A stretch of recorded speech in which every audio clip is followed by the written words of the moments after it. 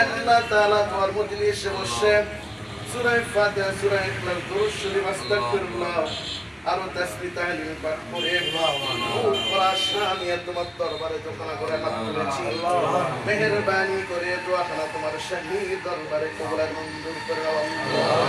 আমি জানি না কে পড়াশোনা নিয়ে তোমার দরবারে হাত তুলেছে, প্রত্যেকের মনে আশা বাসনাগুলো পূরণ করে দাও। আল্লাহ বিশেষ করে তুমি দলের সভাপতি মনির ভাই, তার কার্যক্রমে তারেক রহমানের জন্য সকলের আমরা কাজ করেছি, দোয়া চাইছে মাহবুবুল্লাহ, মেহেরবানি করে দোয়া করে তার জিন্দেগীর সমস্ত গুনাহ খাতা মাফ করে দাও। আল্লাহ তার হায়াতের মধ্যে বরকত দাও, হায়াতের তৈয়বা দান করে দাও।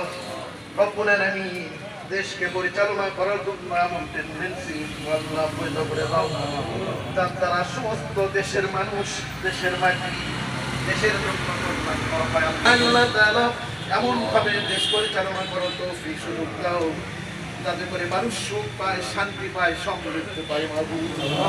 আল্লাহ তাআলা রব্বুল আলামিন দেশের মানুষের মধ্যে, প্রত্যেকের মধ্যে মহব্বত, ভালোবাসা পয়দা করে দাও, হিংসা কিনা দূর করে দাও, লোভ লালসা দূর করে দাও। রব্বুল আলামিন আল্লাহ দোয়া শেষ করার পূর্ব মুহূর্তে আর একটা দোয়া আমার কাছে বলি, মাঝে দিয়া রব্বুল আলামিন তার রুহের মাগফিরাত উপলক্ষে আমরা আজকে হাত তুলেছি।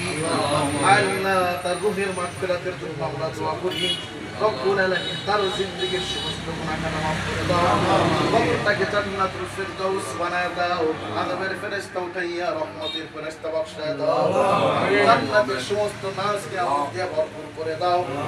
আর তার পরিবারের যত মানুষ, যত সন্তানেরা দুনিয়াতে বেঁচে আছে, প্রত্যেকের হায়াতে তৈয়বা দান করে দাও। আসমানি বালা, জমিনি বালা, রুহানি, জিসমানি সব ধরনের বিপদ আপদ থেকে আমাদের সকলকে তুমি হেফাজত করো।